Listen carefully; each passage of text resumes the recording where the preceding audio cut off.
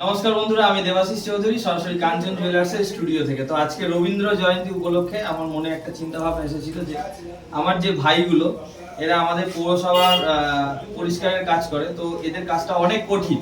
একটু সামনে নিয়ে আসো, আমার আওয়াজটা বোধহয় ক্লিয়ার আসছে না। তো এদের কাজটা অনেক কঠিন। কঠিন কাজ হচ্ছে কি, যে আমাদের যে ঢাকনাওয়ালা যে ড্রেনটা আছে, সেই ড্রেনটা তো প্রচুর ময়লা হয়ে যায়, সেটা ঢাকনা পরিষ্কার খুলে তারপরে ভেতরে ঢুকে সেখান থেকে পাক কাদা তুলে সেটাকে পরিষ্কার করতে হয়। তো সেটা প্রচুর কষ্টের এবং প্রচুর খাটনির কাজ। এই গরমের মধ্যে ভিতরে পচা গন্ধ প্লাস মশা মাছির কামড়, এছাড়া অনেক কিছু ভয়ের আছে, ভেতরে কি না কি থাকতে পারে। তো সেই কাজটা ওরা কিন্তু প্রচুর পরিশ্রম করে, প্রচুর মানে খুবই পরিশ্রম। আমরা এখান থেকে যবে থেকে শুরু করেছিল, এখান থেকে হয়তো খুব বেশি হলে 3 মাসের মধ্যে হয়তো 1 কিলোমিটারও করতে পারেনি, হয়তো 500 কি 700 মিটার করেছি, কিন্তু এটা করতে প্রায় 1 মাসের ওপরে লেগে গেছে। 1 মাস ধরেই দেখছি। তো আজকে আমি ভাইদের জন্য কিছু ভালোবাসা, কিছু উপহার আমি রেখেছিলাম। তো সেটা আমাদের রবীন্দ্রনগর মিলন সমিতি ক্লাবের স্টেজেই করেছিলাম প্রোগ্রামটা, কিন্তু সময়টা খুব শর্ট ছিল বলেই আমি ওখানে কিছু বলতেও পারিনি বা ওদের থেকে কিছু জিজ্ঞাসাও করতে পারিনি। তো আমি ওদেরকে দেখি রাস্তায়, কথাও বলি। তো এই ভাই তো মানে আজকে ওর একটা খুবই দুঃখের দিন। ওর ঠাকুমা মারা গেছে, তারপরে ও কাজ করেছে, প্লাস আমি ডেকেছি, এসেছে। আমি বললাম আজকে নাও আসতে পারতিস, আমি ফোনেও বলেছিলাম যে আজকে নাও আসতে পারতিস, কিন্তু বলছে দাদা তুই ডেকেছিস যখন আমি নিশ্চয়ই আসবো। ও ছোটবেলা থেকে আমাকে খুবই ভালোবাসে, একদম ছোটবেলা থেকে আমার সাথে থাকতো। তাই এখন কর্মসূত্রে অনেকে যে যার কাজে ব্যস্ত, ওর কাজে ব্যস্ত, আমি আমার কাজে ব্যস্ত, সবাই সবার কাজে ব্যস্ত। তো একেও আমি অনেক ছোটবেলা থেকেই দেখেছি, ও এখন অনেক বড় হয়ে গেছে। তো আমি এদেরকে কিছু জিজ্ঞাসা করবো, তো সেখানে স্টেজে আমি কিছু জিজ্ঞাসা করতে পারিনি, কারণ সময় খুব কম ছিল, যে কারণে আমি আমার কাছে নিয়ে এসেছি ওদেরকে। আমি কিছু জিনিস জিজ্ঞাসা করবো এবং সবার কাছ থেকে আমি ছোট ছোট কিছু কথা জেনে নেবো। প্রথমে আসছি, তোমার নাম বলো। তুমি কোন ওয়ার্ডে কাজ করো? 8 নম্বর। একটু জোরে বলবে। 8 নম্বর ওয়ার্ডে ও কাজ করে। কতদিন ধরে করছো?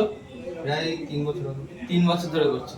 তুমি যে ড্রেনের ভেতরে যে ঢুকে গিয়ে যে এই ময়লাগুলো বার করো, এখানে মানে কি মানে পরিস্থিতি, ভেতরের পরিস্থিতি তো আমরা কেউ বুঝতে পারি না, জানতে পারি না। ভেতরের পরিস্থিতি অতিরিক্তই খারাপ। খালি এই মুখটুকুটা বাইরে থাকে আমাদের, বাদ বাকি এতটা ডাউন পুরো আমরা বসে দাঁড়ানোর তো জায়গা নেই। আমরা যেরকম পুরো ডাউন হয়ে পাল্টি নিয়ে কাটতে হয় জিনিসটায়। তোমার তো আমার এই ভাইয়ের কিছু অভিজ্ঞতার কথা জিজ্ঞাসা করবো। ভাই অনেক লম্বা, কিন্তু ওইটুকু ওর ভেতরে কি করে ঢোকে, ও কি করে পারে? আমাদের হয় না, ঢুকতেই না। তোমার অভিজ্ঞতার কথা বলো, অনেক ছোটবেলা থেকে করছে। পরিস্থিতি খুবই খারাপ ফাইটের নেমে, প্রথম কথা। দ্বিতীয় কথা, আমাদের বিষয় নিয়ে কেউই ভাবে না। তাই এই যে সর্বপ্রথম মধ্যমগ্রাম কেন, গোটা বিশ্ব বাংলার মধ্যে সর্বপ্রথম এই যে কাঞ্চন জুয়েলার্স যে এই বিষয়টা নিয়ে যে ভেবেছে, সবার সামনে যে এটা জিনিসটা যে তুলে ধরছে, এটাই সব থেকে আমাদের কাছে সবার পক্ষ থেকে সব দিক দিয়েই বড়, যে এই বিষয়টাকে ভেবে ধরেছে। আমাদের তো কষ্ট তো আছে, আমাদের কাছে মনে পড়ে যে কাছের মনে আমি করি তুলে ধরেছে, এটাই সব থেকে বড়। আর এর থেকে বলার কিছু নেই। আমার দাদাকে কিছু জিজ্ঞাসা করবো। দাদা বলো।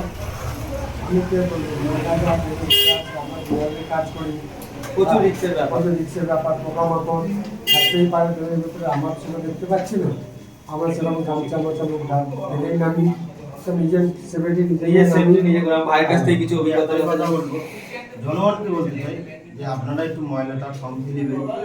আপনাদের বাড়িতে দুবেলা গাড়ি যাচ্ছে, গাড়িতে আপনারা ময়লাগুলো ফেলেন, তাতে পরিষ্কার থাকবে, এলাকাগুলো পরিষ্কার থাকবে।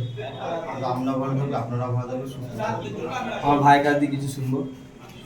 ওর মধ্যে প্রথম কথা অন্ধকার, তারপর অক্সিজেন নেওয়ার খুব কষ্ট, মানে গন্ধের জন্য, গ্যাস গন্ধের জন্য অক্সিজেন নেওয়া যায় না, নিঃশ্বাস নিতে খুব কষ্ট। তারপরে ছোট্ট শর্ট জায়গায় খুব কষ্ট করে কাজ করতে হয়। যাই হোক, যেভাবে পরিষ্কার করে দিতে হয়, কারণ যাতে মানুষ সুস্থ থাকে, মানুষ ভালো থাকে, রাস্তাঘাটে পরিষ্কার পরিচ্ছন্ন থাকে, সেইভাবেই আমাদের করতে হয়। এছাড়াও আমার একটা কথা বলা, যে আমাদেরকে অনেকে আছে যেমন মানে আমাদেরকে ঘেন্না করে বা অসম্মান করে, জলের বোতল বাড়িতে মানে যেগুলো রাখা, যেগুলো বাতিল, সেইগুলো জল খেতে দেয়। তারা আমাদের সঙ্গে রাস্তায় দেখা হলে কথা বলে, জল খাওয়া হোক বা কথা বলা, কেমন আছিস, কোথায় যাচ্ছি, এইটুকুনি যে করে আমাদের জন্য, যে মনে করে আমাদের, যে মনে থাকে, এটাই আমাদের কাছে অনেক। আমরা এটা ভেবেই অনেক খুশি দাদার কাছে আসতে পারি। দাদা যখনই ডাকে আসি আমরা।